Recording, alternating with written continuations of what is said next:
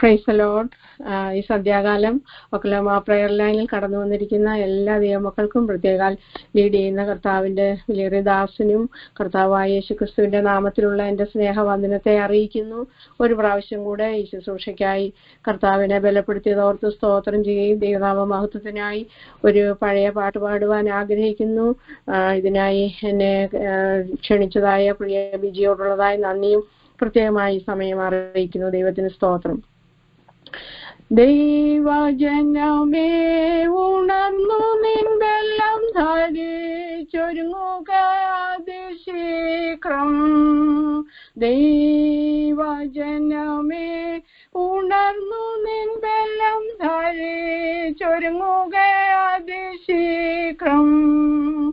ഉന്നതനാം യാഹവേ സ്തുതികളിൽ വസിപ്പോനെ ചേർന്നു നാം പുകഴ്ത്തിടാം. ഉന്നതനാം യാഹവേ സ്തുതികളിൽ വസിപ്പോനെ ചേർന്നു നാം പുകഴ്ത്തിടാം.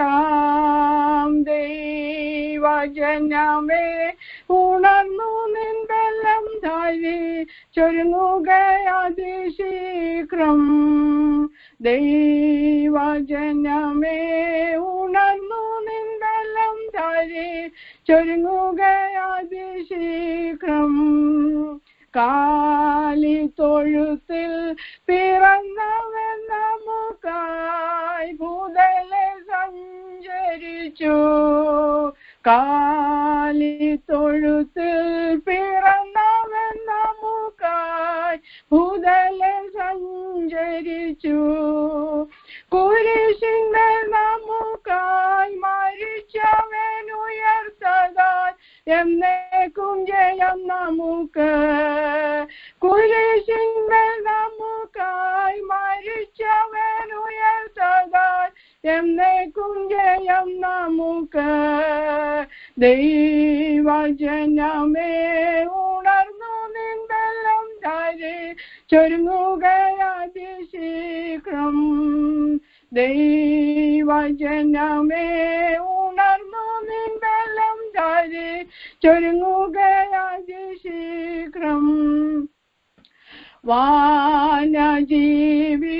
ഭൂചരജന്തുക്കൾ സസ്യലതാദികളും. വാനജീവികൾ ഭൂചരജന്തുക്കൾ സസ്യലതാദികളും.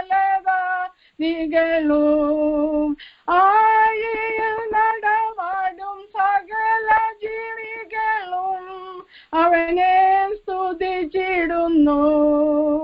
ആഴിയിൽ നടമാടും സകല ജീവികളും അവനെ സ്തുതിച്ചിടുന്നു.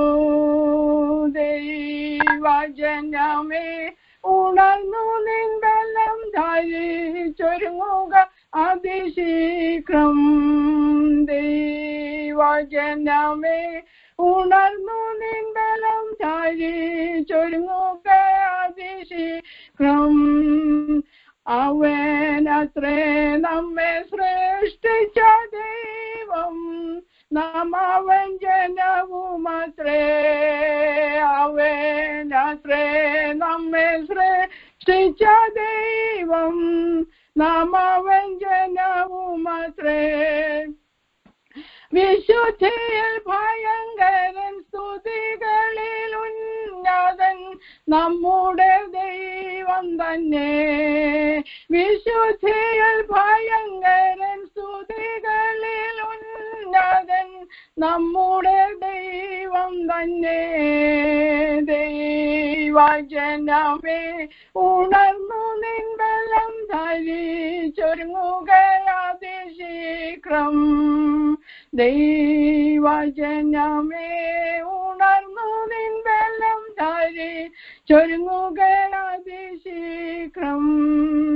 ഉണർന്നിരിക്കാം നിനയാനേരം മേഘത്തിൽ വിളി കേൾക്കാം. ഉണർന്നിരിക്കാം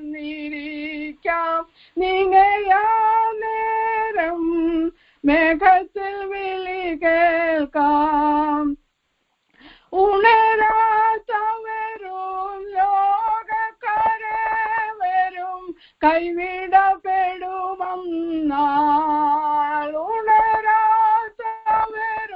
ലോകക്കാരെ വരും കൈവിടപ്പെടുമെന്നാൽ ദൈവജനമേ ഉണർന്നു നിൻ ബലം ധരി ചൊരുങ്ങുകയതിശീഘ്രം ദൈവജനമേ ഉണർന്നു നിൻ ബലം ധരി ചൊരുങ്ങുകയതിശീഘ്രം ശീഘ്രം വരുവേൻ എന്നുര ചെയ്തവൻ പോയപ്പോൾ വീണ്ടും വരും ശീഘ്രം വരുമേ എന്നുര ചെയ്തവൻ പോയപ്പോൾ വീണ്ടും വരും അതാൽ വിളക്കുകളെടുക്ക എല്ലാം നിറയ്ക്ക ദീപങ്ങളും തെളിക്ക അതാൽ വിളക്കുകളെടുക്ക എല്ലാം നിറയ്ക്ക ദീപങ്ങളും തെളിക്കാം ദൈവജനമേ ഉണർന്നു നിൻ ബലം ധരിച്ചൊരുങ്ങുകയതിശീഘ്രം ദൈവജനമേ ഉണർന്നു നിൻ ബലം ധരിച്ചൊരുങ്ങുകയതിശീഘ്രം ഉന്നതനാം യാഹോവേ സ്തുതികളിൽ വസിപ്പോനെ ചേർന്നു നാം പുകഴ്ത്തിടാം ഉന്നതനാം യാഹോവേ സ്തുതികളിൽ വസിപ്പോനെ ചേർന്നു നാം പുകഴ്ത്തിടാം ദൈവജനമേ ഉണർന്നു നിൻ ബലം ധരിച്ചൊരുങ്ങുകയതിശീഘ്രം ദൈവജനമേ ഉണർന്നു നിൻ ബലം ധരിച്ചൊരുങ്ങുകയതിശീഘ്രം. ആമേൻ. Praise the lord. Thank you. God bless you. Thank you for beautiful song. അനുഗ്രഹിക്കപ്പെട്ട ഒരു ഗാനം ആലപിക്കുവാൻ പ്രത്യാശ വർദ്ധിപ്പിക്കുന്ന, നമ്മുടെ വിശ്വാസം വർദ്ധിപ്പിക്കുന്ന അനുഗ്രഹിക്കപ്പെട്ട ഒരു ഗാനം ഈ രാത്രികാലം പാടുവാൻ പരിശുദ്ധാത്മാവ് നമ്മുടെ മകൾക്കൂടെ സഹായിച്ചുവല്ലോ. പാട്ടോടെ അവിടുത്തെ നാമത്തെ സ്തുതിപ്പാനിടയായി തീർന്നല്ലോ. സിയോനെ ഉണരുക, ഉണരുക, നിന്റെ ബലം ധരിച്ചുകൊള്ളുക. ഹല്ലേലൂയ, സ്തോത്രം. ഹല്ലേലൂയ, നമ്മുടെ പ്രിയന്റെ വരവേറ്റവാസന്നമായിരിക്കുന്നു. ഹല്ലേലൂയ, സ്തോത്രം. പ്രത്യാശ വർദ്ധിപ്പിക്കുന്ന അനുഗ്രഹിക്കപ്പെട്ട ഒരു ഗാനമായിരുന്നു. ഹല്ലേലൂയ, ഓരോ വരികളും അത്ര അർത്ഥവത്തായിട്ടുള്ള അനുഗ്രഹിക്കപ്പെട്ട ഒരു ഗാനം. ഹല്ലേലൂയ, അങ്ങനെ മക്കളെ, ദാസിയെ മക്കളെയും കൊച്ചുമക്കളെയും ഹല്ലേലൂയ, വീട്ടുകാർ, കുടുംബക്കാർ, യാത്രക്കാർ, സ്നേഹസോദരങ്ങൾ എല്ലാവരും ശേഷം ബലപ്പിലായിരിക്കുന്ന കർത്താവ് ദാസിയും ഒക്കെ നമുക്ക് ഓർക്കാം. പ്രായത്തിലായിരിക്കുന്നതിലോ ദീർഘായുസ്സെടുത്ത് ബലവും ശക്തിയും കൃപയും ഭജന വഹിച്ചു കർത്താവ് ബലപ്പെടുത്തി അനുഗ്രഹിക്കട്ടെ. കൊല്ലമാ പ്രയർ ലൈന് ഈ ഭവനങ്ങളെല്ലാം ഒക്കെ അനുഗ്രഹിക്കപ്പെട്ടതായി സ്വർഗ്ഗത്തിലെ ദൈവം കരുണകളെടുത്ത് ഉപയോഗിക്കുന്നു. സ്തോത്രം, സ്തോത്രം. ദീർഘായുസ്സോടെ ദൈവം തലമുറകളായി തൃപ്തിപ്പെടുത്തട്ടെ. ശുശ്രൂഷകളെ കർത്താവ് മാനിക്കട്ടെ. ഹല്ലേലൂയ, സ്തോത്രം, സ്തോത്രം. പിന്നെ അനുഗ്രഹിക്കപ്പെട്ട കാര്യങ്ങൾ പാടുവാനും നീട് ചെയ്യുവാൻ ഭജനം സൂക്ഷിപ്പാനും ഒക്കെ ദൈവം പിന്നെ അഭിഷേകവും അവിടുത്തെ കൃപ അധികമായി പകർന്ന് കർത്താവിന് വേണ്ടി ജ്വലിച്ച് പ്രകാശിക്കുവാനിടയായി തീരട്ടെ. Thank you. God bless you. ഹല്ലേലൂയ, സ്തോത്രം. പാട്ട് പാടിയപ്പോൾ കർത്താവ് മഹത്വം കൊടുക്കുകയും അനുഗ്രഹ സമൃദ്ധി എല്ലാവരുടെ മേലെ ദൈവം പകർന്ന്. സ്തോത്രം, സ്തോത്രം, സ്തോത്രം. ഹല്ലേലൂയ, സ്തോത്രം, സ്തോത്രം, സ്തോത്രം. തുറമാൻ ദൈവനെ സൂക്ഷിപ്പാൻ പോകുന്ന ദൈവത്തിന്റെ ഭക്തനെ നമുക്ക് ദൈവങ്ങളിൽ ഏൽപ്പിച്ച് പ്രാർത്ഥിക്കാം. അറിഞ്ഞിരിക്കേണ്ട വിലപ്പെട്ട സത്യങ്ങൾ പരിശുദ്ധാത്മനിയോഗത്താൽ ഹല്ലേലൂയ, സ്തോത്രം, വചനത്തിന്റെ പൊരുൾ വിരിച്ച് ശരിയായ നിലയിൽ നമ്മളെ പഠിപ്പിക്കുന്ന പ്രധാന വിലപ്പെട്ട ദാസിന് വചനത്തിന്റെ വാൽ തുറന്നു കൊടുക്കുവാൻ, രാത്രികാലം ദൈവശബ്ദം കേൾക്കുവാൻ ദൈവത്തിന്റെ പരിശുദ്ധാത്മാവിൽ സാധിപ്പിക്കുന്ന രാഗശബ്ദത്തെ ആത്മാവിൽ ചുരുക്കമായി പ്രാർത്ഥിക്കാൻ.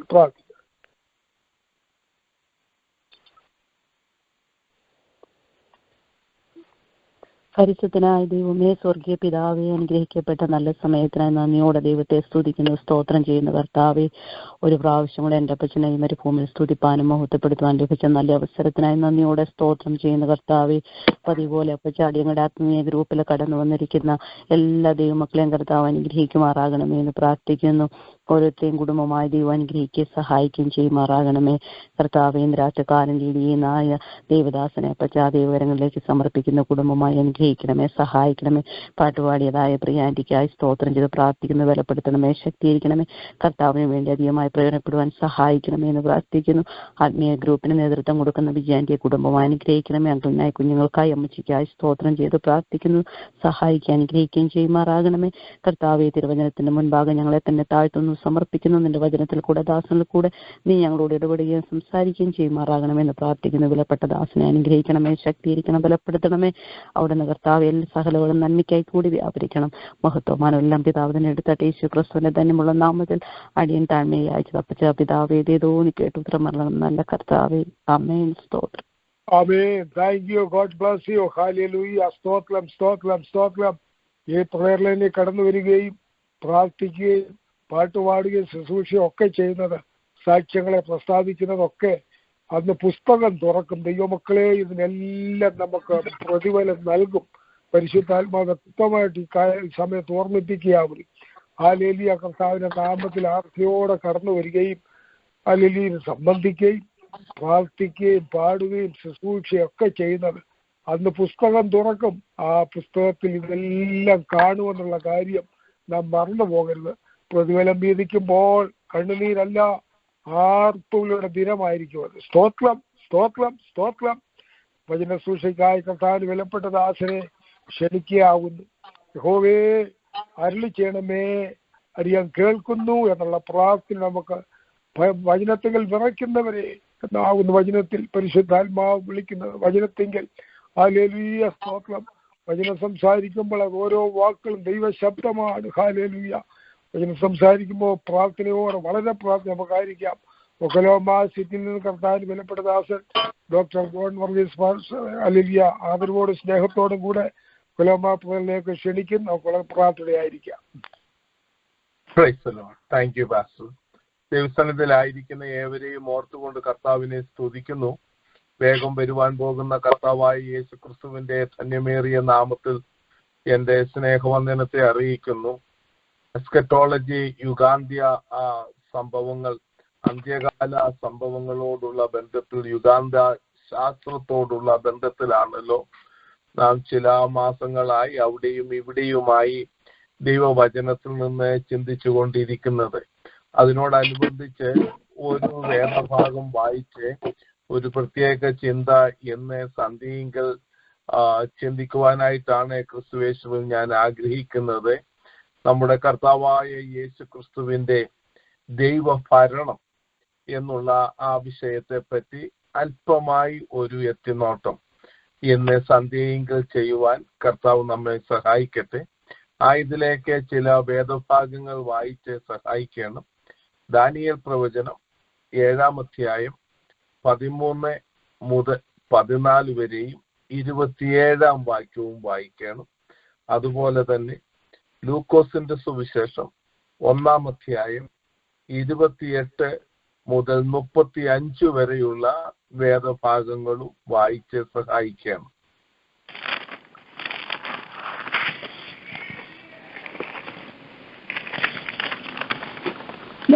ദാനിയേൽ പ്രവചനം 7-ാം അധ്യായം 13-14 വാക്യങ്ങൾ. രാത്രി ദർശനങ്ങളിൽ മനുഷ്യപുത്രനോട് സദൃശനായ ഒരുത്തൻ ആകാശ മേഘങ്ങളോട് വരുന്നത് കണ്ടു. അവൻ വയോധികന്റെ അടുക്കൽ ചെന്ന് അവനെ അവന്റെ മുൻപിൽ അടുത്തു വരുമാറാക്കി. സകല വംശങ്ങളും ജാതികളും ഭാഷക്കാരും അവനെ സേവിക്കേണ്ടതിന് അവന് ആധിപത്യവും മഹത്വവും രാജ്യത്വവും ലഭിച്ചു. അവന്റെ ആധിപത്യം നീങ്ങിപ്പോകാത്ത നിത്യാധിപത്യവും അവന്റെ രാജ്യത്വം നശിച്ചു പോകാത്തതും ആകുന്നു. 27-ാം വാക്യം. പിന്നെ രാജ്യത്വവും ആധിപത്യവും ആകാശത്തിൻ കീഴെല്ലായിടവുമുള്ള രാജ്യങ്ങളുടെ മഹത്വവും അത്യുന്നതന്റെ വിശുദ്ധന്മാരായ ജനത്തിന് ലഭിക്കും. അവന്റെ ആധിപത്യം നിത്യ ആധിപത്യമാകുന്നു. സകല ആധിപത്യങ്ങളും അവനെ സേവിച്ചനുസരിക്കും. ലൂക്കോസ് 1:28 അവളുടെ അടുക്കൽ അകത്ത് ചെന്ന് കൃപ ലഭിച്ചവളെ നിനക്ക് വന്ദനം, കർത്താവ് നിന്നോട് കൂടെ ഉണ്ട് എന്ന് പറഞ്ഞു. അവൾ ആ വാക്ക് കേട്ട് ഭ്രമിച്ചു, ഇത് എന്തൊരു വന്ദനം എന്ന് വിചാരിച്ചു. ദൂതൻ അവളോട്, മറിയേ, ഭയപ്പെടേണ്ട, നിനക്ക് ദൈവത്തിന്റെ കൃപ ലഭിച്ചു. നീ ഗർഭം ധരിച്ച ഒരു മകനെ പ്രസവിക്കും, അവന് യേശു എന്ന് പേര് വിളിക്കണം. അവൻ വലിയവനാകും, അത്യുന്നതന്റെ പുത്രൻ എന്ന് വിളിക്കപ്പെടും. കർത്താവായ ദൈവം അവന്റെ പിതാവായ ദാവീദിന്റെ സിംഹാസനം അവന് കൊടുക്കും. അവൻ യാക്കോബ് ഗൃഹത്തിന് എന്നേക്കും രാജാവായിരിക്കും. അവന്റെ രാജ്യത്തിന് അവസാനം ഉണ്ടാകില്ല എന്ന് പറഞ്ഞു. മറിയ ദൂതനോട്, ഞാൻ പുരുഷനെ അറിയായികയാൽ ഇത് എങ്ങനെ സംഭവിക്കും എന്ന് പറഞ്ഞു. അതിന് ദൂതൻ, പരിശുദ്ധാത്മാവ് നിന്റെ മേൽ വരും, അത്യുന്നതന്റെ ശക്തി നിന്റെ മേൽ നിഴലിടും. ആകയാൽ ഉത്ഭവിക്കുന്ന വിശുദ്ധ പ്രജ ദൈവപുത്രൻ എന്ന് വിളിക്കപ്പെടും. ആമേൻ. യെശയ്യാ പ്രവചനം 51 അധ്യായത്തിന്റെ 1 മുതൽ 3 വരെയുടെ വായിച്ച് സഹായിക്കാം. ഞങ്ങൾ കേൾപ്പിച്ചത് ആര് വിശ്വസിച്ചിരിക്കുന്നു? യഹോവയുടെ ഭുജം ആർക്ക് വെളിപ്പെട്ടിരിക്കുന്നു? അവൻ ഇളയ തൈ പോലെയും വരണ്ട നിലത്ത് നിന്ന് വേര് മുളയ്ക്കുന്നത് പോലെയും അവന്റെ മുമ്പാകെ 51 മുതൽ 3 വരെ നീതിയെ പിന്തുടരുന്നവരും യഹോവയെ അന്വേഷിക്കുന്നവരുമായുള്ളവരെ, എന്റെ വാക്ക് കേൾപ്പീൻ. നിങ്ങളെ വെട്ടിയെടുത്ത പാറയിലേക്കും നിങ്ങളെ കുഴിച്ചെടുത്ത കനിഗർഭത്തിലേക്കും തിരിഞ്ഞു നോക്കുവീൻ. നിങ്ങളുടെ പിതാവായ അബ്രഹാമിങ്കിലേക്കും നിങ്ങളെ പ്രസവിച്ച സാറയെങ്കിലേക്കും തിരിഞ്ഞു നോക്കുവീൻ. ഞാൻ അവനെ ഏകനായിട്ട് വിളിച്ച് അവനെ അനുഗ്രഹിച്ചു വർദ്ധിപ്പിച്ചിരിക്കുന്നു. യഹോവ സിയോനെ ആശ്വസിപ്പിക്കുന്നു. അവൻ അതിന്റെ സകല ശൂന്യ സ്ഥലങ്ങളെയും ആശ്വസിപ്പിച്ച് അതിന്റെ മരുഭൂമിയെ ഏതിനെ പോലെയും അതിന്റെ നിർജ്ജന പ്രദേശത്തെ യഹോവയുടെ തോട്ടത്തെ പോലെയും ആക്കുന്നു. ആനന്ദവും സന്തോഷവും സ്തോത്രവും സംഗീതഘോഷവും അതിൽ ഉണ്ടാകും. എന്റെ ജനമേ, എന്റെ വാക്ക് കേൾപ്പീൻ.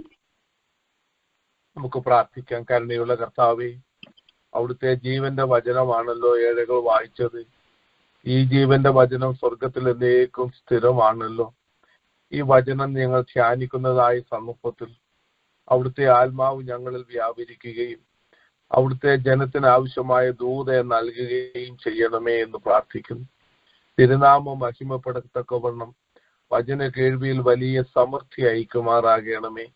എതിരായുള്ള ദുഷ്ടശക്തികൾ ഭത്സിക്കപ്പെടണമേ. യേശു രക്ഷകന്റെ നാമത്തിൽ തന്നെ ആമേൻ. ഒരിക്കൽ കൂടെ കർത്താവായ യേശു ക്രിസ്തുവിന്റെ ധന്യമേറിയ നാമത്തിൽ നിങ്ങൾക്ക് ഏവർക്കും ഞാൻ വന്ദനം ചെയ്യുകയാണ്.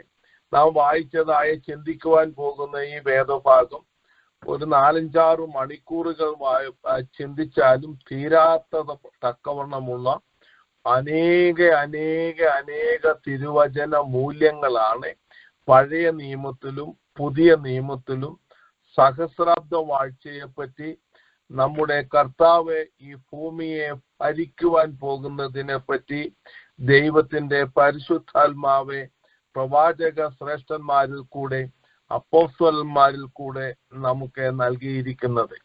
ഒരു ദൈവ പൈതലിന്റെ കഷ്ടതയിൽ ആശ്വാസം കണ്ടെത്തുവാനും നമ്മുടെ പ്രത്യാശയെ പുതുക്കുവാനും വേഗം വരുന്ന കർത്താവായ യേശു ക്രിസ്തുവിലേക്ക് കണ്ണ് നട്ടുകൊണ്ട് നമ്മുടെ പ്രവാസ ജീവിതം ഭയത്തോടും പ്രത്യാശയോടും കൂടെ കഴിപ്പാനും തക്കവണ്ണം ഉതകുന്ന വേദവാക്യങ്ങളാണ് ഇവയെല്ലാം.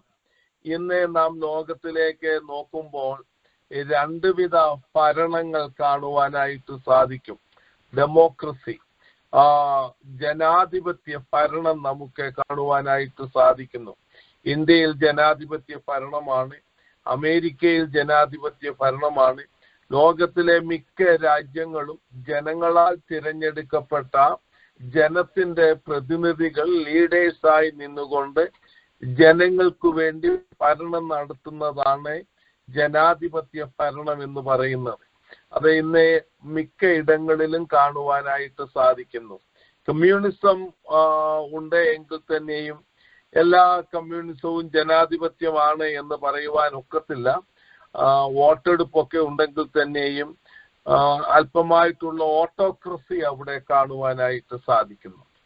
രാജാക്കന്മാരുടെ ഭരണം നോക്കുമ്പോൾ സൗദി അറേബ്യ, ജോർഡാന് ഇങ്ങനെയുള്ള ദേശങ്ങൾ രാജാക്കന്മാരാണ് ഭരിക്കുന്നത്.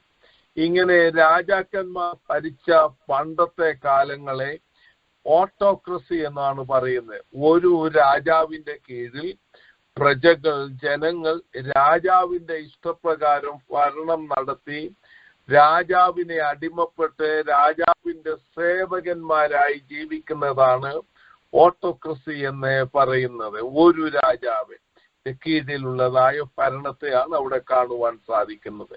തിരുവചനത്തിൽ ഓട്ടോക്രസിക്കോ ഡെമോക്രസിക്കോ ഒരു കമ്മ്യൂണിസത്തിനോ ഒരു സ്ഥാനവും കൊടുക്കുന്നില്ല. തിരുവചനത്തിന്റെ ഉൽപ്പത്തി മുതൽ വെളിപ്പാട് വരെ പഠിക്കുന്നതായ സന്ദർഭത്തിൽ തിരുവചനത്തിൽ കാണുവാൻ കഴിയുന്ന ഏക ഭരണം എന്ന് പറയുന്നത് തിയോക്രസിയാണ്. തിയോ എന്ന് പറയുന്നത് നമുക്കറിയാം ദൈവം. ദൈവത്തിനെ ഗ്രീക്കിൽ കൊടുത്തിരിക്കുന്നതാണ് തിയോ എന്ന് പറയുന്നത്. തിയോക്രസി എന്ന് പറയുന്നത് ദൈവ ഭരണത്തിൻ കീഴിൽ എന്നുള്ളതാണ്. ഹല്ലേലൂയ. പല രാജ്യങ്ങളിലും ഡെമോക്രസിയുടെ കീഴിലാണ് നാം ആയിരിക്കുന്നത് എങ്കിൽ തന്നെയും ഹല്ലേലൂയ, അതേ കമ്മ്യൂണിസത്തിലാണെങ്കിലും ഡെമോക്രസിയിലാണെങ്കിലും ഓട്ടോക്രസിയിലാണെങ്കിലും യഥാർത്ഥമായ ഒരു ദൈവ പൈതൽ തിയോക്രസിയിലാണ്, ദൈവ ഭരണത്തിന് കീഴിലാണ്. ദൈവസന്നിധിയിൽ പൂർണ്ണമായി ഏൽപ്പിച്ച് ദൈവത്തിന്റെ ഹിതപ്രകാരം രാജാതി രാജാവും കർത്താതി കർത്താവുമാകുന്ന കർത്താവിന്റെ ഹിതത്തിന് മുട്ടുമടക്കി ദൈവഹിതപ്രകാരം ദൈവത്തിന്റെ വചനത്തിലെ ആലോചന പ്രകാരം ജീവിക്കുന്നവരാണ്. ഹല്ലേലൂയ, സ്തോത്രം. അത് ഇപ്പോൾ തന്നെ വിശ്വാസത്താലും ഹല്ലേലൂയ സ്തോത്രം സമർപ്പണത്താലും നാം ചെയ്യുന്നുണ്ട് എങ്കിൽ തന്നെയും ഈ ലോകത്തെ അടക്കി വാഴുവാൻ തക്കവണ്ണം നമ്മുടെ കർത്താവായ യേശു ക്രിസ്തു ദാവീദിന്റെ സന്തതിയായി രാജാതി രാജാവായി കർത്താതി കർത്താവായി താമസം വിന വരും. ആ വരവിന്റെ സന്ദർഭം മുതൽ കർത്താവായ യേശു ക്രിസ്തു 1000 വർഷം ഈ ഭൂമിയെ അടക്കി വാഴുന്നതായ സന്ദർഭത്തെയാണ് മശിഹൈക ഭരണം, ദൈവരാജ്യം എന്നൊക്കെയും പറയുന്നത്. ദൈവരാജ്യം എന്നൊക്കെ തിരുവചനത്തിൽ പറയുന്നതിന്റെ അക്ഷരീക അർത്ഥം, ആത്മീക അർത്ഥം നമുക്ക് വേറെ രീതിയിൽ ആത്മീകമായി വിചിന്തനം ചെയ്യാമെങ്കിൽ തന്നെയും ആത്മീകമായി നാം ദൈവരാജ്യത്തിന് കീഴിലാണ്, ദൈവഹിതപ്രകാരം പരിശുദ്ധാത്മാവ് നടത്തുന്നത് പോലെയാണ്.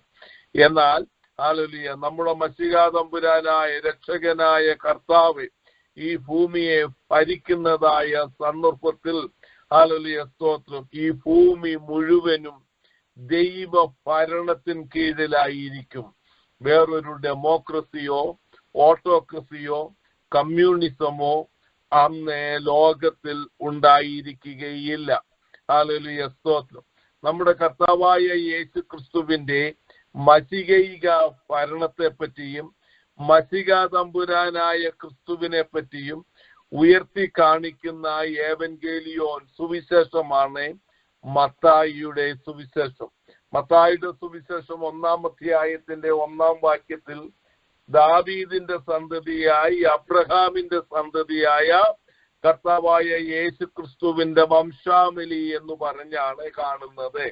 ദാവീദിന്റെ സന്തതി എന്ന് അവിടെ പറയുന്നതിന്റെ പ്രധാന കാരണം ദാവീദിന്റെ സന്തതിയായി ജനിച്ച് മരിച്ച് ഉയർത്തെഴുന്നേറ്റ കർത്താവായ യേശു ക്രിസ്തു രാജാതി രാജാവായി ഈ ഭൂമിയെ ഭരിക്കുവാൻ പോകുന്നതിനെ വെളിപ്പെടുത്തിക്കൊണ്ടാണ് ഹല്ലേലൂയ യൂദകുല രാജാവായ ക്രിസ്തുവിനെ കാണിക്കുന്നതാണ്. 2-ാം അധ്യായത്തിന്റെ 2-ാം വാക്യത്തിലും ഹല്ലേലൂയ നക്ഷത്രത്തെ കണ്ടുകൊണ്ട് കിഴക്ക് നിന്ന് വരുന്ന വിദ്വാൻമാരെ ഹല്ലേലൂയ സ്തോത്രം യെരൂശലേം പലസ്തീൻ നാട്ടിൽ വന്നു കഴിഞ്ഞപ്പോൾ അവർ ചോദിക്കുന്നത് യഹൂദന്മാരുടെ രാജാവായി പിറന്നവൻ എവിടെ? ഹല്ലേലൂയ. അവിടെയും മശിഹാ തമ്പുരാൻ നമ്മുടെ കർത്താവായ യേശു ക്രിസ്തുവിനെ കാണുവാനായിട്ട് സാധിക്കും. ഹല്ലേലൂയ സ്തോത്രം. മശിഹ എന്ന വാക്ക് ക്രിസ്തു എന്ന ആ ഗ്രീക്ക് വാക്കാണ്. കർത്താവായ യേശു ക്രിസ്തു, ക്രിസ്റ്റോസ് എന്ന വാക്കിൽ നിന്നുമാണ് ക്രിസ്തു ഉണ്ടായത്. ഹല്ലേലൂയ സ്തോത്രം. രക്ഷകനായ അഭിഷക്തൻ എന്നാണ് യേശു ക്രിസ്തു എന്ന പേരിന്റെ അർത്ഥം. ദൈവത്തിനു സ്തോത്രം. രക്ഷകനായ അഭിഷക്തനായ നമ്മുടെ കർത്താവായ യേശു ക്രിസ്തു ഈ ലോകത്തെ അടക്കി വാഴുവാൻ പോകുന്നതാണ് മശിഹൈക ഭരണം എന്ന് തിരുവചനത്തിൽ പറഞ്ഞിരിക്കുന്നത്. ക്രൂശീകരണത്തെ പറ്റി അനേക വാക്യങ്ങളാണ് നിഴലുകളായും പൊരുളായും അഥവാ നിഴലുകളായും അതിന്റെ നിവർത്തീകരണങ്ങളായും പഴയ പുതിയ നിയമത്തിൽ കാണുവാൻ സാധിക്കുന്നത്. അതുപോലെ തന്നെ അത് കർത്താവായ യേശു ക്രിസ്തുവിന്റെ ഒന്നാമത്തെ വരവിനെ കാണിക്കുമ്പോൾ അതുപോലെ തന്നെ നിരവധി വാക്യങ്ങൾ ഉൽപ്പത്തി പുസ്തകം മുതൽ വെളിപ്പാട് പുസ്തകം വരെ പഴയ നിയമത്തിലും പുതിയ നിയമത്തിലും വായിച്ചാൽ തീരാതെ വണ്ണമുള്ളതായ വാഗ്ദത്ത വാക്യങ്ങളാണ് കർത്താവായ യേശു ക്രിസ്തുവിന്റെ മഹത്വ പ്രത്യക്ഷതയോടുള്ള ബന്ധത്തിൽ യെരുശലേം തലസ്ഥാനമാക്കി ഈ വാഴുവാൻ പോകുന്നതും നമുക്ക് കാണുവാനായിട്ട് സാധിക്കുന്നുണ്ട്. നിങ്ങൾ കണ്ണ് നട്ടുകൊണ്ട് ഏകാഗ്ര ഹൃദയത്തോടെ ദൈവവചനത്തിലെ ഏത് പുസ്തകം വായിച്ചാലും മശിഹൈക ഭരണത്തെ വെളിപ്പെടുത്തി കാണിക്കുന്ന വാഗ്ദത്തങ്ങൾ കാണുവാനായിട്ട് സാധിക്കും. ഹല്ലേലൂയ, സ്തോത്രം. ഈ യഹൂദന്മാരായിട്ടുള്ള ഹല്ലേലൂയ, സ്തോത്രം, മശിഹൈകയുടെ വാഗ്ദത്ത ഭരണം എന്ന് പറയുന്നത് യെരുശലേം തലസ്ഥാനമാക്കിക്കൊണ്ടാണ്, യൂദകുല രാജാവായിട്ടാണ്. യഹൂദന്മാർ ക്രിസ്തുവിനോടുകൂടെ ഭരിക്കും. ഹല്ലേലൂയ, സ്തോത്രം. എന്നാൽ അവർ മാത്രമല്ല, തിരുസഭയും കർത്താവിനോടുകൂടെ കാണുമെന്ന് വ്യക്തമായി ദൈവവചനം പഠിപ്പിക്കുന്നു. അതുപോലെ തന്നെ ഈ സർവ്വലോകത്തിലുമുള്ള മാനവജാതി, അന്നുള്ള മാനവജാതികളെ എല്ലാം അടക്കി വാഴുന്ന ഒരു മഹത്വമേറിയ വാഴ്ചയാണ് മശിഹൈക വാഴ്ച എന്ന് പറയുന്നത്.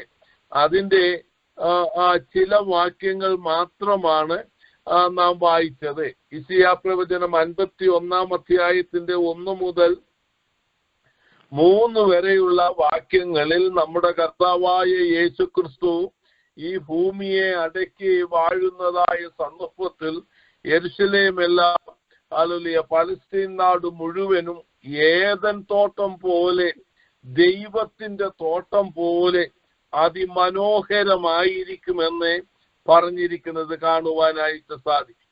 യിരെമ്യാ പ്രവചനം 23 അധ്യായത്തിന്റെ 5-6 വാക്യങ്ങൾ, 33 അധ്യായത്തിന്റെ 15 വാക്യം, ഇവിടെയൊക്കെയും ഹല്ലേലൂയ ഒരു രാജാവ് നീതിയോടെ വാഴും.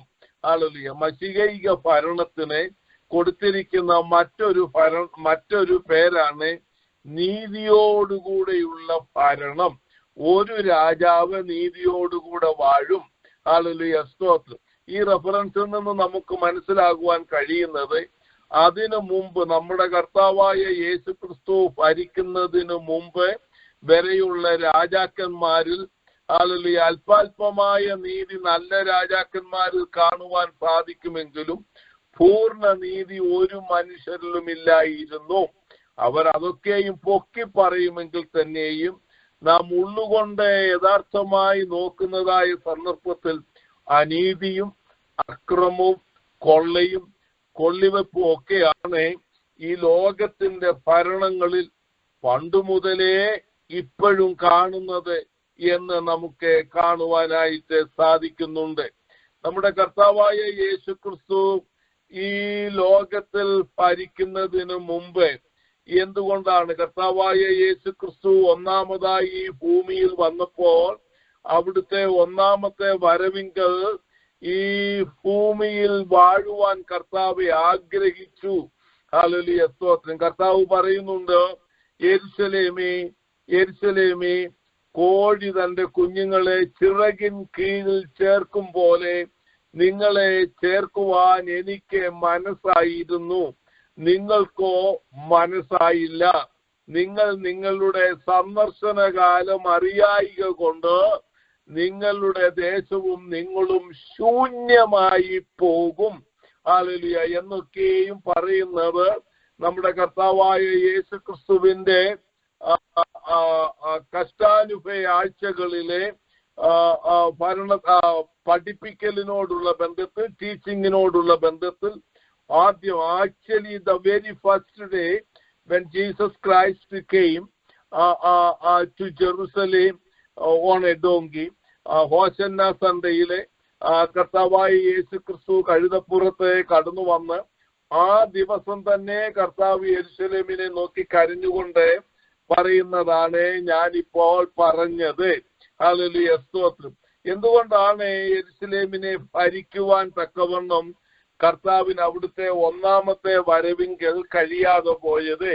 ഹല്ലേലൂയ, സ്തോത്രം. നസ്രേനായ യേശു യഹൂദന്മാരുടെ രാജാവായി പിറന്നവനെന്ന് കിഴക്ക് നിന്ന് വന്ന വിദ്വാൻമാരുടെ കണ്ണു തുറന്ന് കണ്ടെങ്കിൽ തന്നെയും ഹല്ലേലൂയ സ്വന്തത്തിലേക്ക് വന്നു സ്വന്തക്കാരോ അവനെ കൈക്കൊണ്ടില്ല എന്ന് യോഹന്നാന്റെ സുവിശേഷം 1-ാം അധ്യായത്തിൽ വായിക്കുന്നത് പോലെ സ്വന്തം ജനമായ ഇസ്രയേലിന്റെ കണ്ണ് തുറക്കാതെ ഇരുന്നതിനാൽ സാധിക്കാതെ പോയി എന്ന് കാണുവാൻ സാധിക്കുന്നു. ഹല്ലേലൂയ, സ്തോത്രം. അങ്ങനെ അവരുടെ കുരുട്ടു കണ്ണു മുഖാന്തരമാണ് നമ്മുടെ കർത്താവായ യേശുക്രിസ്തു വാഗ്ദത്ത മശിഹ എന്ന് ഗ്രഹിക്കുവാൻ കഴിയാതെ പോയത്. ഹല്ലേലൂയ, സ്തോത്രം.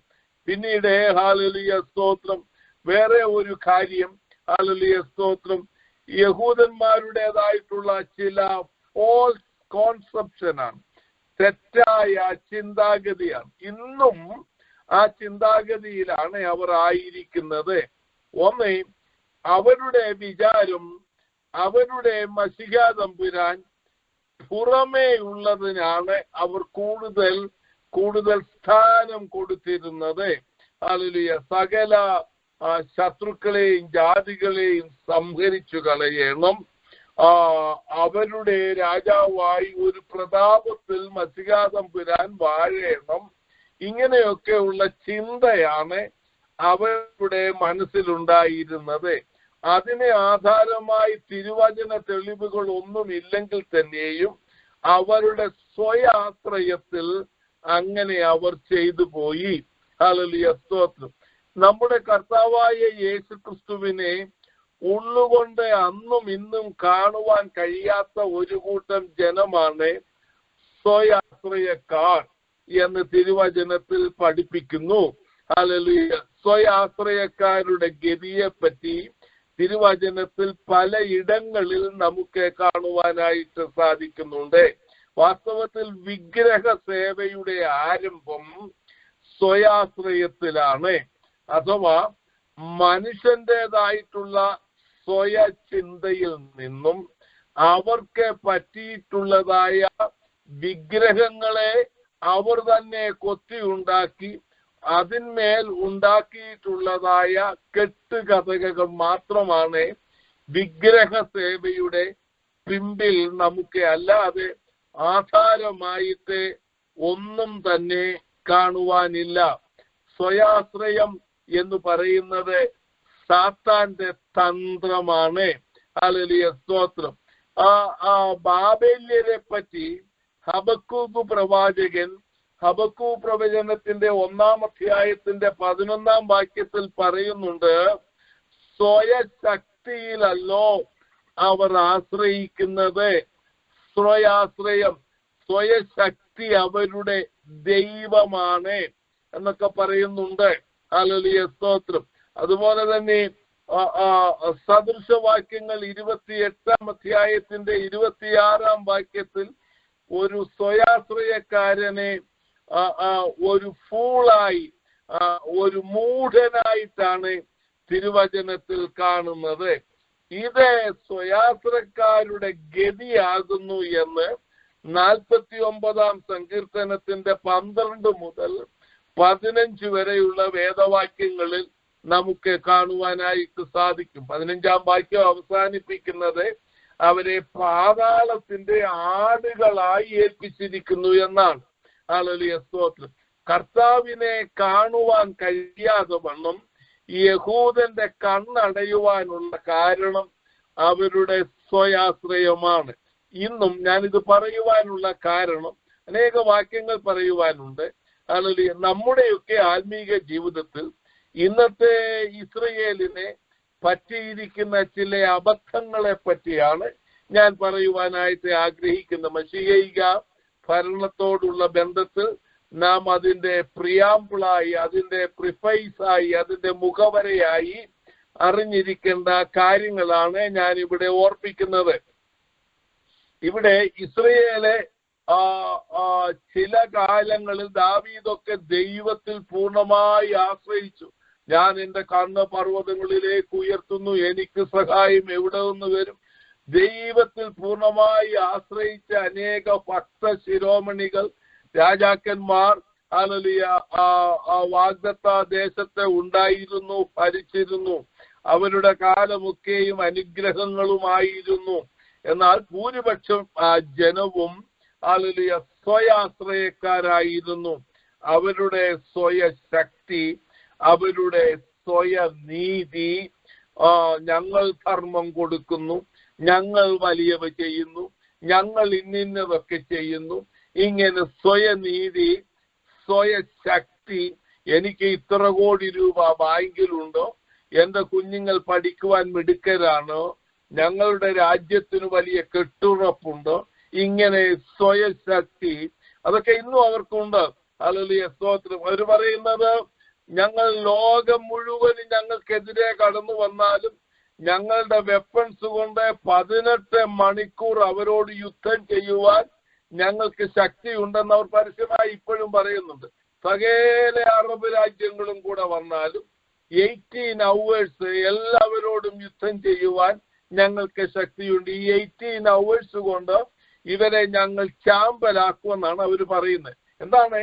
ദൈവത്തിൽ ആശ്രയിക്കാതെ അവരുടെ കയ്യിലുള്ളതായ ചില മോസ്റ്റ് പവർഫുൾ ആയിട്ടുള്ള ഡിഫെൻസീവ് വെപ്പൺസ് അവരുടെ കയ്യിലുണ്ട് എന്നുള്ള സ്വയശക്തിയിലുള്ള ആശ്രയം കൊണ്ടാണ്. നമ്മുടെ കർത്താവായ യേശു ക്രിസ്തു വന്നപ്പോഴും ഇവർ സ്വയശക്തിയിൽ ആശ്രയിച്ചു. ഈ സ്വയ ആശ്രയക്കാർ അവരുടെ ജീവിതത്തിൽ വന്നു ഭവിക്കുന്ന വേറൊരു തോൽവിയുടെ യഹൂദനോടുള്ള ബന്ധത്തിലും നമ്മളോടുള്ള ബന്ധത്തിലും ഞാൻ ഓർപ്പിക്കുന്നു. ഈ പറയുന്നതൊക്കെയും യഹൂദനെ കുറ്റം ചാർത്തുവാനോ മറ്റേതെങ്കിലും ഒരു രാജ്യത്തെ കുറ്റം ചാർത്തുവാനോ അല്ല. നമ്മുടെയൊക്കെ ജീവിതം സ്വയാശ്രയമാണോ? സ്വയശക്തിയിൽ ഞാൻ ആശ്രയിക്കുന്നു? ഏതെങ്കിലും അഹങ്കാരം, സാത്താനെ പോലെ, സാത്താന്റെ ഏറ്റവും വലിയ പാപമെന്ന് പറയുന്ന അഹങ്കാരം, പ്രൈഡായിരുന്നു. സ്വയാശ്രയത്തിന്റെ കേന്ദ്ര ബിന്ദു എന്ന് പറയുന്നത് പ്രൈഡാണ്, അഹങ്കാരമാണ്. അവനിങ്ങോട്ട് വരട്ടെ, ഞാൻ കാണിച്ചു കൊടുക്കാം എന്നൊക്കെയും പറയുന്നത്. നമ്മുടെ പ്രാർത്ഥനാ ജീവിതം കുറഞ്ഞു പോകുന്നത് എന്തുകൊണ്ടാണെന്ന് അറിയാമോ? നമ്മുടെ സ്വയാശ്രയം കൊണ്ടാണ്. വാൾമാർട്ട് വരെ പോയിട്ട് അടുത്ത 1 മാസത്തേക്കുള്ള ഗ്രോസറി മേടിക്കുവാനുള്ള പൈസ എനിക്കുണ്ട്, അതുകൊണ്ട് ഞാൻ എന്തുകൊണ്ട് പ്രാർത്ഥിക്കണം? എന്നാൽ വാൾമാർട്ട് വരെ പോകുവാൻ എനിക്ക് വാഹനം തന്ന കർത്താവ്, പോകുമ്പോഴും വരുമ്പോഴും എന്നെ പ്രൊട്ടക്റ്റ് ചെയ്യുന്ന കർത്താവ്, ഞാൻ പോകുമ്പോഴും വരുമ്പോഴും ശ്വസിച്ചുകൊണ്ടിരിക്കുന്ന വായു തന്ന കർത്താവ്, ഞാൻ എല്ലാത്തിലും ദൈവത്തിൽ ഓരോ സെക്കൻഡിലും പൂർണ്ണമായി ആശ്രയിക്കുക. ഞാൻ എടുത്ത വായു തിരിച്ചു വിടുമോന്ന് എനിക്ക് ഒരു ഉറപ്പുമില്ല. അപ്പോൾ യഥാർത്ഥമായി ചിന്തിക്കുന്ന ഒരു വ്യക്തിക്ക് ഒരിക്കലും സ്വയമായി ആശ്രയിക്കാൻ ഒക്കത്തില്ല. അതുകൊണ്ടാണ് സ്വയാശ്രയക്കാരനെ ഒരു ഇഡിയറ്റായിട്ട്, ഒരു ഫൂളായിട്ട് ദൈവവചനത്തിൽ 2-3 ഇടത്ത് പ്രത്യേകം പറഞ്ഞിരിക്കുന്നത് കാണുവാനായിട്ട് സാധിക്കും. ദൈവം ഏറ്റവും വെറുക്കുന്ന ഒന്നാണ്. നമ്മുടെ ജീവിതത്തിൽ മറന്നു പോകരുത്, വലിയ പ്രയാസമുള്ള കാര്യങ്ങൾ മാത്രമേ നാം പലപ്പോഴും പ്രാർത്ഥിക്കാറുള്ളൂ. എന്നും പ്രഭാതത്തിലും കുറഞ്ഞ പക്ഷം 2 പ്രാർത്ഥന എപ്പോഴും പ്രാർത്ഥിക്കുന്നവരാണ്. സദാസമയം മടുത്തു പോകാതെ പ്രാർത്ഥിക്കുന്നവരാണ് ദൈവമക്കൾ. നടപ്പിലും ഇരിപ്പിലും എപ്പോഴും ജോലി ചെയ്യുമ്പോഴും ഒക്കെയും. എന്നാൽ രാവിലെയും വൈകിട്ടും ദൈവസന്നിധിയിൽ, ആ ദിവസത്തെ ദൈവസന്നിധിയിൽ ഏൽപ്പിച്ചുകൊണ്ട് നമ്മെ സമർപ്പിക്കണം. രാത്രിയിൽ കിടക്കുന്നതിന് മുമ്പ് ഒരു സ്വയശോധന ചെയ്ത് ശുദ്ധീകരണം പ്രാപിച്ച് ആ പകല് മുഴുവൻ കാത്തതിന് സ്തോത്രം പറഞ്ഞുകൊണ്ട് അവന്റെ പാദപീഠത്തിൽ വിശ്രമിക്കണം. ഒരു സെക്കൻഡ് പോലും നമ്മുടെ സ്വയശക്തിയിലോ നമ്മുടെ പ്രതാപത്തിലോ നമ്മുടെ കഴിവിലോ നാം ആശ്രയിക്കരുത്. അത് ദൈവം വെറുക്കുന്നു. നാം മറന്നുപോകരുത്. ഞാൻ വീണ്ടും പറയുന്നു, സ്വയാശ്രയക്കാരെ ദൈവം വെറുക്കുന്നു. ഹല്ലേലൂയ, സ്തോത്രം. തിരുവചനം വളരെ വ്യക്തമായി പഠിപ്പിക്കുന്നു. ഹല്ലേലൂയ. ദൈവത്തിൽ ആശ്രയം വെക്കാതെ ദൈവത്തിന്റെ സൃഷ്ടിയാകുന്ന സാത്താൻ ലൂസിഫർ സ്വയത്തിൽ ആശ്രയിച്ച് സ്വയശക്തി കൊണ്ട് ദൈവത്തോട് മത്സരിക്കുവാൻ ശ്രമിച്ചതുകൊണ്ടാണ് അവൻ സാത്താനായി മാറിപ്പോയത്. ഇന്നും അവൻ ദൈവത്തോടെ മത്സരിക്കുന്നു, ദൈവമക്കളെ ഉപദ്രവിച്ചുകൊണ്ടിരിക്കുന്നു. അവന്റെ അവസാനം വളരെ വ്യക്തമായി ദൈവത്തിന്റെ വചനത്തിൽ പറയുന്നു. ഇതാണ് സ്വയാശ്രയം. ശക്തി ഇല്ലെന്നിരിക്കട്ടെ, എന്നാലും അവർ ദൈവത്തിൽ ആശ്രയിക്കത്തില്ല. പിന്നെ അവരെ സഹായിക്കുവാൻ കഴിവുള്ള കൂട്ടുകാരിൽ ആശ്രയിക്കും. ഇതാണ് രണ്ടാമത്തെ ദോഷം ഇസ്രായേലിന് പറ്റിയിരിക്കുന്നത്. ഒന്ന്, അവരുടെ സ്വയശക്തിയിൽ ആശ്രയിക്കുന്നു. രണ്ടാമതായി, അവരെ ഒന്ന് സപ്പോർട്ട് ചെയ്യുവാൻ തക്കവണ്ണം കൂട്ടുകാരിൽ ആശ്രയിക്കുന്നു. അങ്ങനെ ആശ്രയിക്കപ്പെട്ട രാജ്യങ്ങളാണ് അമേരിക്ക, യൂറോപ്പ്. ഇങ്ങനെയുള്ള രാജ്യങ്ങളിൽ ഇപ്പോൾ യുദ്ധം നടന്നുകൊണ്ടിരിക്കുമ്പോൾ അവർ അവരുടെ കൂട്ടുകെട്ടിൽ ആശ്രയിക്കുകയാണ്. ഹല്ലേലൂയ. മിഡിൽ ഈസ്റ്റ് മുഴുവനും എല്ലാ കാര്യങ്ങളും കൊണ്ട് നിറഞ്ഞിരിക്കുകയെ. ഞാൻ ഇസ്രായേലിനെതിരായി പ്രസംഗിക്കുന്നവനല്ല. ഹല്ലേലൂയ, സ്തോത്രം. ഞാൻ ഹല്ലേലൂയ ഈ രാജ്യത്തെ പോലെ തന്നെ ഹല്ലേലൂയ ഞാൻ യഹൂദയെ സ്നേഹിക്കുകയും ഒറ്റ ദിവസം പോലും യെരുശലേമിന് വേണ്ടി പ്രാർത്ഥിക്കാതെ ഞാൻ കിടക്കുകയുമില്ല. അതുപോലെ സ്നേഹിക്കുന്ന ആളാണ് ഞാൻ. എന്നാൽ അവരുടെ ജീവിതത്തിൽ വന്നുപോയിട്ടുള്ള പാളിച്ചകൾ അന്നും ഇന്നും നാം ചിന്തിച്ചാൽ മാത്രമേ നമ്മുടെ പ്രവാസ ജീവിതം ജയത്തോടെ പോകുവാനൊക്കുകയുള്ളൂ. അതിനുവേണ്ടിയാണ് ഞാൻ ഈ കാര്യങ്ങളൊക്കെ പറയുന്നത്. മാത്രമല്ല, അവർക്ക് വരുവാൻ പോകുന്ന ശുഭഭാവിയെ പറ്റി പറയുവാനും. ഹല്ലേലൂയ, സ്തോത്രം. അവർക്കിനി ഒരു നല്ല ഭാവി വരുന്നുണ്ട്. അതെപ്പോഴാണ് വരുന്നത്, എങ്ങനെയാണ് വരുന്നത് എന്ന് ഇന്ന് ചിന്തിക്കാൻ ചിലപ്പോൾ നമുക്ക് സമയം കാണും. അത് പറയുവാൻ മാത്രമേ സമയം കാണത്തുള്ളൂ. അടുത്ത 10 മിനിറ്റ് കൊണ്ട് നമുക്കത് തീർക്കേണ്ടിയിരിക്കുന്നു. അപ്പോൾ ഇവിടെ അവർ മറ്റ് രാജ്യങ്ങൾ, അവരുടെ കൂട്ടുരാജ്യങ്ങളിൽ ആശ്രയിക്കുകയാണ്. പഴയ കാലത്തും ഇവർ അടിമകളായിട്ടൊക്കെ പോകുവാനുള്ള കാരണം അറിയാമോ? വടക്കേ ദേശം കൂടുതലായി ആശ്രയിച്ചത് അശൂര്യരിലാണ്. അവരെ അടിമകളായി കൊണ്ടുപോയ ആരാണെന്ന് അറിയാമോ? അശൂര്യരാണ്. തെക്കേ രാജ്യമായ യെരുശലേം തലസ്ഥാനമാക്കിയുള്ള യഹൂദന്മാർ കൂടുതൽ ആശ്രയിച്ച ആരാ? അവരുടെ ഏറ്റവും അടുത്ത കൂട്ടുകാർ ബാബേല്യരാണ്. യെശയ്യാ പ്രവചനം 39 മറ്റേ അധ്യായങ്ങൾ, പ്രധാനമായും 39 അധ്യായം വായിച്ചാൽ മതി. അവിടെ വളരെ വ്യക്തമായി കാണാനായിട്ട് സാധിക്കും. അവരാണ് അവരെ അടിമകളായി കൊണ്ടുപോയത്. ഈ ലോകത്തിൽ എത്ര കൂട്ടുകെട്ട് നമുക്കുണ്ടാക്കിയാലും ഈ ലോകം നശ്വരമാണ്. ഈ ലോകം നമ്മെ നശിപ്പിക്കും. നമ്മുടെ കൂട്ടുകെട്ട് ദൈവത്തിലായിരിക്കണം. ഇന്ന് ക്രിസ്തീയ സമൂഹങ്ങളിലൊക്കെ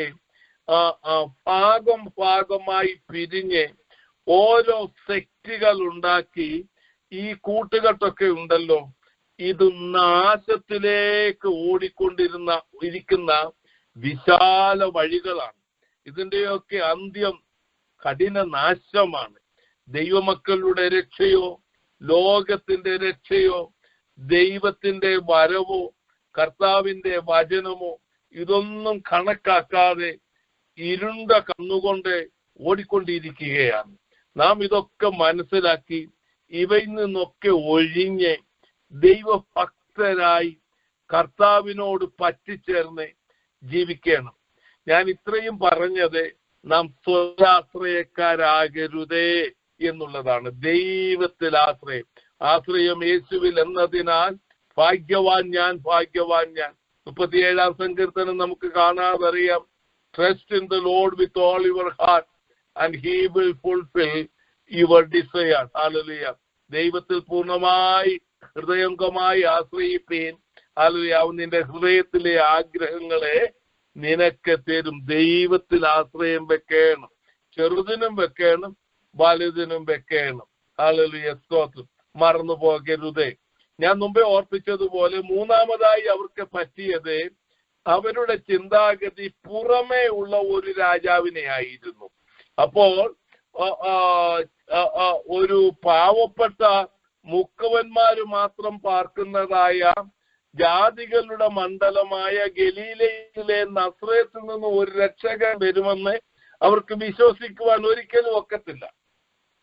അവരുടെ കണ്ണ് കുരുടായിപ്പോയി. എന്നാൽ അവരെ പഴയ നിയമത്തിലെ ചില പ്രവചന സൂക്തങ്ങളൊക്കെ വായിച്ചിരുന്നാൽ യോന, അതുപോലെ തന്നെ ഗത്ഫറുകാരനായ യോന എന്നാണ്. ഹല്ലേലൂയ. ഗലീല ആണ് അവിടെ നമുക്ക് കാണാൻ സാധിക്കുന്നത്. നഹൂം, കഫർനഹൂം ഗലീലയിലാണ്. കഫർനഹൂം എന്നാണ് നഹൂമിന്റെ ഗ്രാമം. കഫർ എന്ന വാക്കിന് ഗ്രാമം എന്നാണ് അർത്ഥം. കഫർനഹൂം എന്ന് പറഞ്ഞാൽ നഹൂമിന്റെ ഗ്രാമം. അങ്ങനെയാണ് കഫർനഹൂം. കഫർനഹൂം എന്നൊക്കെ നമ്മൾ പറയും. കഫർനഹൂം എന്നാണ് അതിന്റെ അർത്ഥം. ഹല്ലേലൂയ. ഇതൊക്കെ ഒന്ന് തിരിഞ്ഞു നോക്കിയിരുന്നെങ്കിൽ യോന വാസ്തവത്തിൽ യേശുക്രിസ്തുവിന്റെ നിഴലാണ്. കർത്താവ് തന്നെ പറയുന്നുണ്ട്.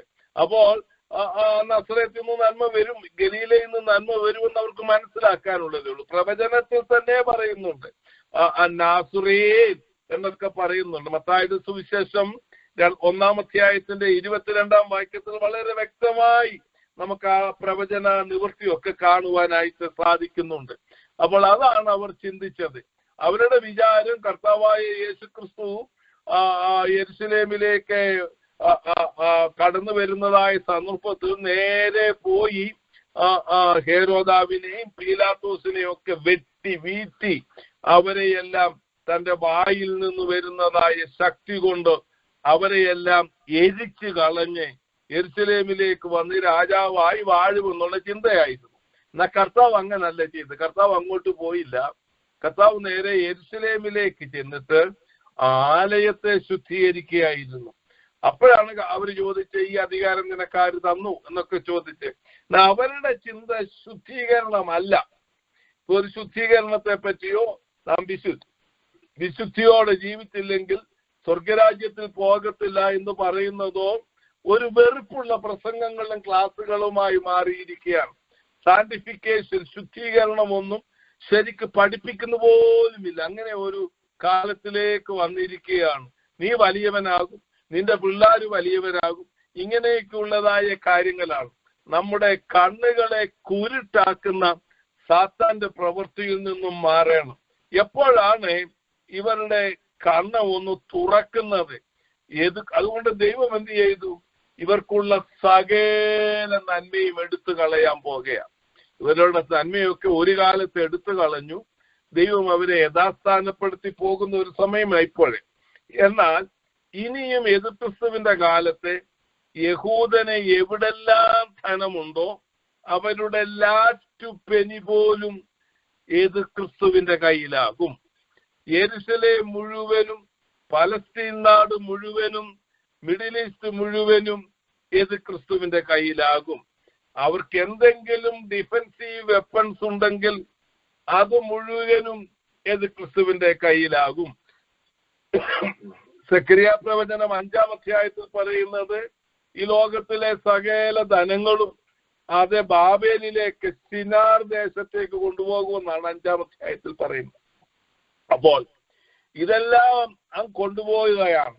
ഇനിയും വരുവാൻ പോകുന്ന ആ ദുരന്തത്തിൽ യേശുക്രിസ്തുവിന്റെ കാലത്ത് സകലവും നഷ്ടമാകുമ്പോൾ, അവർക്കൊരു കാര്യം ശൂന്യമാകുമ്പോൾ അവർക്കൊരു കാര്യം മനസ്സിലാക്കും.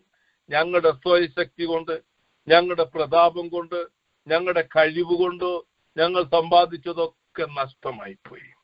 ഞങ്ങളുടെ തലമുറകൾ പട്ടുപോയി. ഇന്ന് കാണുന്ന യഹൂദന്മാരിൽ 3-ൽ 2 പേരും പട്ടുപോകുമെന്നാണ് സെഖരിയാ പ്രവചനം പറയുന്നത്. 3-ൽ 1 തീയിൽ കൂടെ ശുദ്ധി ചെയ്ത് പുറത്തു കൊണ്ടുവരും. ഹല്ലേലൂയ, സ്തോത്രം. അവരാണ് യഥാർത്ഥ യഹൂദന്മാരായി മാറുന്നത്. ദൈവത്തിന് സ്തോത്രം. സഭയുടെയും കാര്യം നാം മനസ്സിലാക്കണം.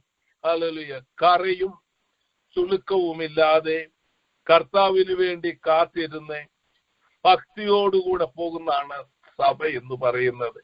ഇരുത്തോണിയിൽ കാലുവെച്ച് ലോകസ്നേഹവും സഭയിലെ മെമ്പർഷിപ്പും ഉള്ളത് കൊണ്ട് നാം സ്വർഗരാജ്യത്തിൽ പോകണമെന്നില്ല. ദൈവത്തിന് സ്തോത്രം. നമ്മെ തന്നെ വിശുദ്ധിയോടെ നാം സൂക്ഷിക്കുന്നവരായിരിക്കണം. ആ സന്ദർഭത്തിലാണ് ഇവരുടെ കണ്ണുകൾ തുറക്കുന്നത്. ഞങ്ങൾ ഭോഷന്മാരായി പോയല്ലോ. സക്കറിയ പ്രവചനത്തിന്റെ 12-ാം അധ്യായത്തിൽ പറയുന്നത്, കർത്താവ് കൃപയുടെയും യാചനയുടെയും ആത്മാവിനെ യഹൂദന്മാരുടെ മേൽ കൊടുക്കും. കർത്താവ് അവരുടെ കണ്ണു തുറക്കും. അവർ കുത്തിയവങ്കിലേക്ക് നോക്കും. ഗോത്രം ഗോത്രമായി പാപങ്ങൾ ഏറ്റുപറഞ്ഞ് വിലപിക്കും. അപ്പോൾ 13-ന്റെ 1-ാം വാക്യം സക്കറിയ പ്രവചനം, അവരുടെ പാപപരിഹാരത്തിനായി കാൽവറിയിൽ ഒഴുകപ്പെട്ടതായ രക്തം അവർക്കൊരു ഉറവയായി മാറ്റപ്പെടും. കർത്താവ് അവരെ ശുദ്ധീകരിക്കും. അവരുടെ കണ്ണുകൾ തുറക്കും. അതേ അധ്യായത്തിൽ തന്നെ വേറെ ഒരു കാര്യം സക്കറിയ പ്രവചനം 12-ാം അധ്യായത്തിൽ പറയുന്നുണ്ട്. ജാതികളുടെ കണ്ണ് അന്ധമായി പോകും. അതുകൊണ്ട് എന്ത് ചെയ്യും? അവർ യഹൂദനെതിരെ യുദ്ധത്തിന് കടന്നു വരും. അപ്പോഴാണ് യഹൂദന്മാർ പ്രാർത്ഥിക്കുന്ന പ്രാർത്ഥനയാണ് കർത്താവ് പഠിപ്പിച്ച പ്രാർത്ഥന. സ്വർഗസ്ഥനായ ഞങ്ങളുടെ പിതാവേ, തിരുനാമം മഹത്വപ്പെടണമേ, തിരുരാജ്യം വരേണമേ. തിരുരാജ്യം എന്ന് പറയുന്നത് മശിഹീക ഭരണം. തിരുവിഷ്ടം സ്വർഗത്തിലെ പോലെ ഭൂമിയിലും ആകണമേ. കണ്ണു തുറക്കുമ്പോഴേ പ്രാർത്ഥിക്കാൻ ഒക്കത്തുള്ളൂ. ഹല്ലേലൂയ, സ്തോത്രം. എല്ലാ ദിവസവും കുറഞ്ഞ 1-2 പ്രാവശ്യമെങ്കിലും ഞാൻ നമ്മുടെ കർത്താവ് പഠിപ്പിച്ച പ്രാർത്ഥന പ്രാർത്ഥിക്കുന്ന വ്യക്തിയാണ്. ഹല്ലേലൂയ, സ്തോത്രം. അത് പ്രാർത്ഥിച്ചിട്ട് അത് ഞാൻ എന്റെ പ്രാർത്ഥനയിൽ ഞാനത് അറിയാതെ ഉരുവിടും. എനിക്കത് വലിയ സന്തോഷമാണ്. ഹല്ലേലൂയ. കർത്താവിന്റെ രാജ്യം വരേണമേ എന്ന് പ്രാർത്ഥിക്കാതെ എന്റെ പ്രാർത്ഥന അവസാനിപ്പിക്കുന്നത് എനിക്കിഷ്ടമല്ല. ദൈവത്തിന് സ്തോത്രം. Hallelujah, hallelujah. എന്നെ പരീക്ഷയിൽ അകപ്പെടുത്തരുതേ. ദുഷ്ടനായ പിശാചിൽ നിന്ന് എന്നെ വിടുവിക്കണമേ. എനിക്ക് അന്നുള്ള ആഹാരം. സ്വയാശ്രയക്കാരാ അതൊന്നും പ്രാർത്ഥിക്കാത്തത്. അവർക്കെല്ലാം ഉണ്ട്, ബാങ്കിലും കിച്ചണിലും എല്ലാം ഉണ്ട്. പിന്നെ എന്തിനാ ആശ്രയിക്കുന്നത്? ഹല്ലേലൂയ, സ്തോത്രം.